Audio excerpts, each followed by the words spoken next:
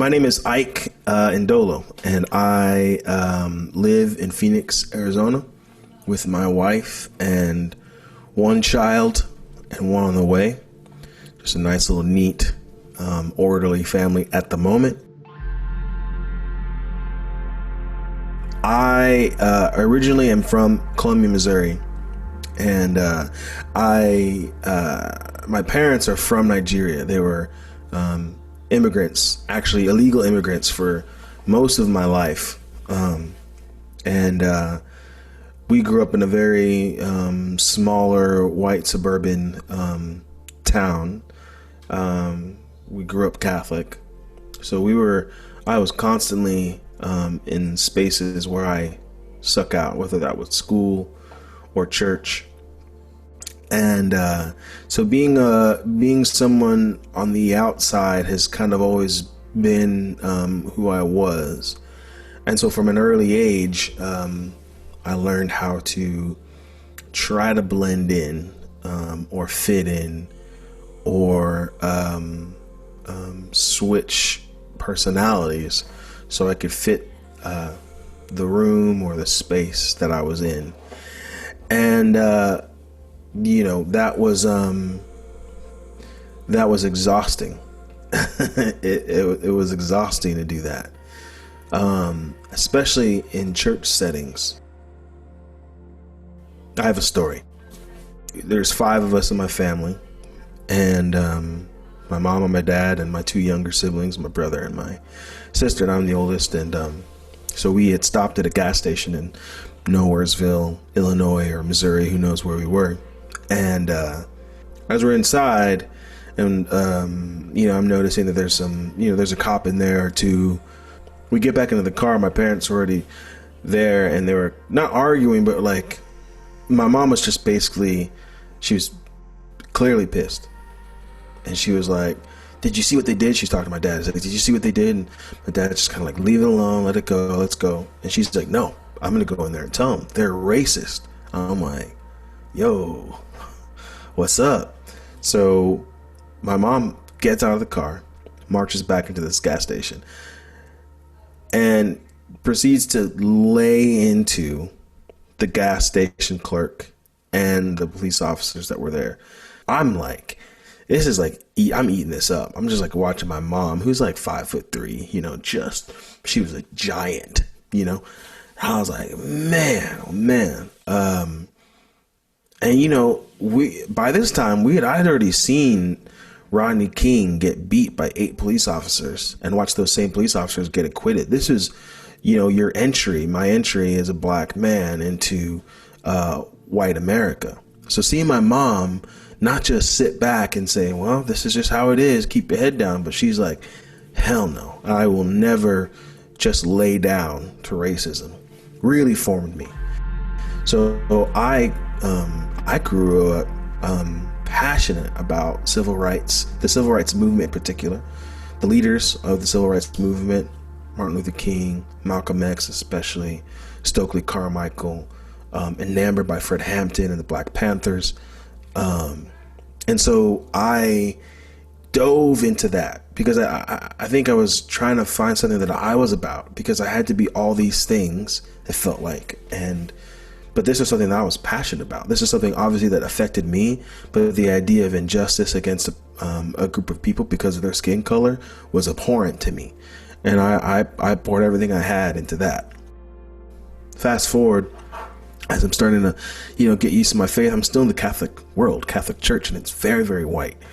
It's like white, with a capital H, and I was really, at first I didn't, it was almost too much and too overwhelming, but you kind of, when you're in those situations every single day of your life, you just learn to adapt. When I'm at school where there's, all my black friends were, like that's who I was. When I was at church where I had church white friends, but when the two worlds would try to converge, I couldn't have it. I had a big high school, so my youth group friends, would sometimes see me in the hallways, and I would straight ignore them, especially if the hallway was full, especially if I was with my black friends.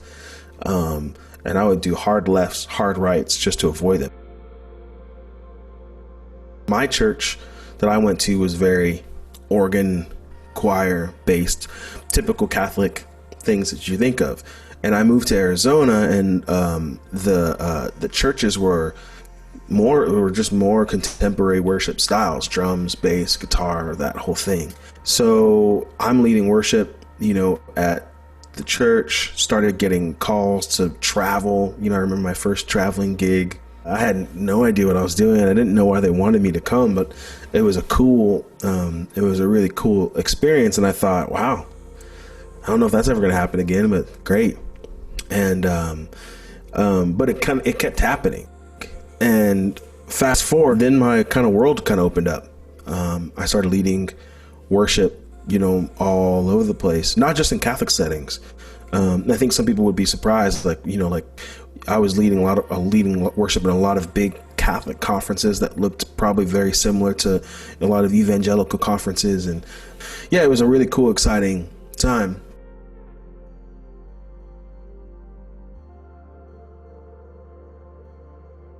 It's hard out here for an independent artist. After my first record, I was, kind of on my own. So my second record I funded through GoFundMe. My two solo projects, two singles, I paid for by myself. And then my third record I also crowdfunded. And I just was like, man, it'd be a lot easier if it was, if I was on a label and da-da-da-da. So, initially I was for my third record, I'm just mapping out these worship songs, things that I could play at conferences, that would play well with the audiences that I'm in front of. And then I just abandoned the whole idea and just stopped. And there's a lot happening in between my second record and my third record. So from 2013 to about 2018. That was me for several years, just kind of doing ministry in these lily white spaces, and kind of forgetting the racial trauma that I had to deal with. Dealing with racism at an early age, dealing with microaggressions constantly, dealing with a lack of representation in our churches, like seeing Jesus, white Jesus on the cross, seeing white saints, white Mary everywhere.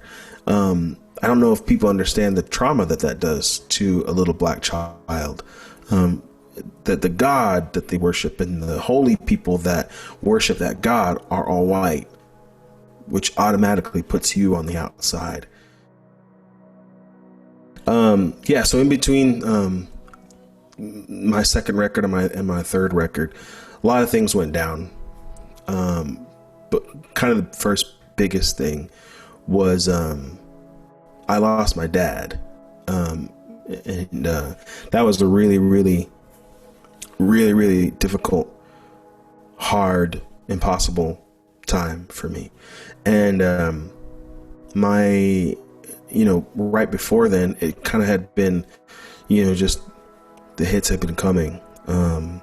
My brother lost a baby, 22 weeks. They delivered early. My best friend growing up, his name is Nick, died.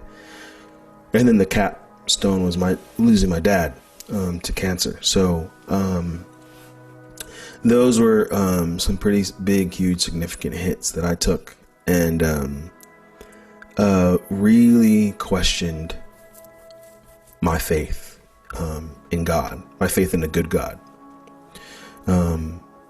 Maybe like 3 weeks later, I was back on stage in this big, huge worship event. It was like, I don't know, 15, 20,000 people. And I just remember playing these songs about Jesus, thinking, I don't believe any of this stuff. I think it's all fake.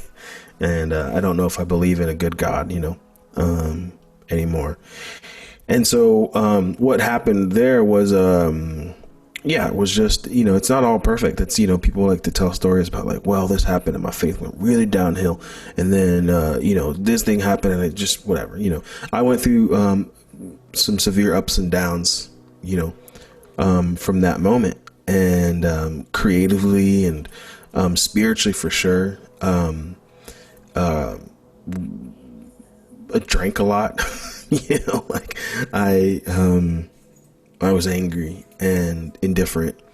And then on top of that, the response that I saw to the racial injustice in the world from Christians, Catholics that I had done ministry with, that I had been friends with and broke bread with, and it wasn't even in the response. It was, seeing their response to things that I had said or posted. I think mostly it was the silence from a church that I thought should be about justice. And they weren't. All these things kind of contributed to me being in a really low, dark place spiritually. And there are many days I woke up a real atheist. I just didn't believe. I just thought everything was just very random, and I don't know, maybe this was like a science experiment by aliens, and it was all meaningless, but in between then, all these things are happening. I met a girl, and we went on a date, and that was it. I was like, oh, this is it. This is the one. This is what everybody says. Like, hey, when I ask, how do you know? I was like, oh, you just know. I'm like, and here it was. And it was great because it was like all kind of happened at once, where I felt, I don't know how to describe it without being super over spiritual, but I think I felt God's light again. It would like peek through the cracks, and also I realized too, because following some of my awakening fire for racial justice, I thought if I was going to be about this, I couldn't be a Christian. I couldn't be a Catholic. I couldn't be a follower of Jesus. And I think that's what's so weird and crazy about American Christianity, and kind of the extreme fringe evangelicalism that's like present in our world, and that's also seeped into Catholicism. Like I said, I met a girl, and I felt God's light again, and I wanted to make a record that didn't necessarily focus on my depravity, which is where I think I'd always approached songwriting and music before. And I wanted to really highlight God's shine, and to make something that was honest and that wasn't trying to be anything for anybody else. And it's something that I'm super proud of. And sometimes I never listen to my music, but I'm not trying to say this to sound conceited, but sometimes I will put it on this record, Shine. I'll put it on and I'll just listen to it from front to back, because it's me. It's me. It's everything. It's all the things. It's my pain. It's my yearning for justice, my passion for justice and for equity and equality. It's my joy. It's highlights the little bits of light that have come, that God has shown through. It's it's all these things, and so like if I never make another record again, I'll be really proud of just this one that I made. I started the record with a song called "Follow Me," and it was one of the first songs I wrote for it, and I wrote it about kings, men and women who were kings, who were leaders, who laid everything on the line, and it could be different things. My mom heard it, she's a very religious woman, really loves all my Christian stuff. So she heard this song and was like, oh, this is about Jesus, right? Right. I'm like, yeah, sure. If you wanted to be about Jesus, sure. I wrote it about Malcolm X. I wrote it about Stokely Carmichael. I wrote it about Martin Luther King. I wrote it, about Dorothy Day. I wrote it about, these people who said, yo, I'm in this thing and I feel this burden to just bring light to the world. Are you with me? Then you should follow me. I'm no longer, I don't feel like I'm fragmented people, you know? I don't feel like I'm, this can be over here, this has to be over here, and this has to be over here, and the two can't meet. I think right now I'm realizing that I'm a worship leader. I've been doing it for almost 20 years and I love it. I love leading worship. I love worshiping. And I think in moments where I didn't believe, it helped, immensely. I think about the civil rights movement in particular, and how worship was, in the church were, instrumental in bringing justice to people who had been denied justice. Those are the things I want to be about, moving forward. Is I never want those two things to be divorced again. What's next? Grow my family. Boom. What else is next? Make more music, on my own, with my group Village Lights. And hopefully when this pandemic is over, to get to meet with people again and be in the same room and not be afraid to sing together, to drink together, to laugh together. Yeah.